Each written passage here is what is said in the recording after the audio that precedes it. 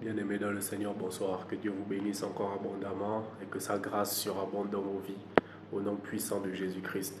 Alors, j'ai à cœur ce soir de parler d'un verset où le Seigneur dit: Je ferai de tes ennemis ton marchepied. Mais alors, bien-aimés, au travers de ce verset, il est important pour nous de discerner de quel ennemi le Seigneur parle. Alors, la Bible dit effectivement, nous n'avons pas à lutter contre la chair et le sang, mais contre les dominations, contre les puissances de ce monde des ténèbres.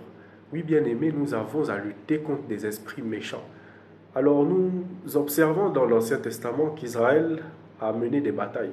Et bien cette bataille qui était dans le monde naturel, nous aurons à les mener dans le monde spirituel. Nous sommes la génération du combat spirituel. Nous n'avons plus à prendre les épées comme le faisait David pour aller conquérir les territoires. Non, c'est spirituellement que nous allons conquérir les territoires par la puissance du Saint-Esprit. Nous allons conquérir les territoires. Alors bien aimés, parmi nous, il y a des gens dont le mari, dont la femme, dont le fils, dont le père, dont la mère, dont l'ami, dont le collègue est utilisé par l'ennemi pour nous persécuter. Alors qui de nous aimerait voir cette personne devenir son marchepied? Je pense que ça ne nous ferait pas plaisir. La réalité, c'est que ce sont les esprits méchants qui doivent devenir nos marchepieds et non nos semblables.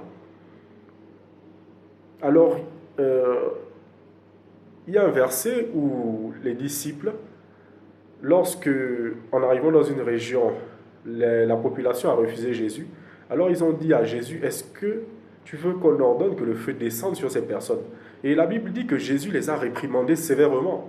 Le Seigneur dit ceci: je ne suis pas venu pour perdre les hommes, mais je suis venu pour les sauver. Alors bien aimés, marchons dans cette logique. Ne souhaitons pas la perte des gens, ne souhaitons pas le malheur des gens. Car la réalité, c'est que ces personnes ne sont que des victimes qui sont utilisées. Ce sont des victimes qui sont utilisées. Alors le Seigneur dit: aimez vos ennemis. Mais il y a une subtilité. C'est aimer ceux qui sont en apparence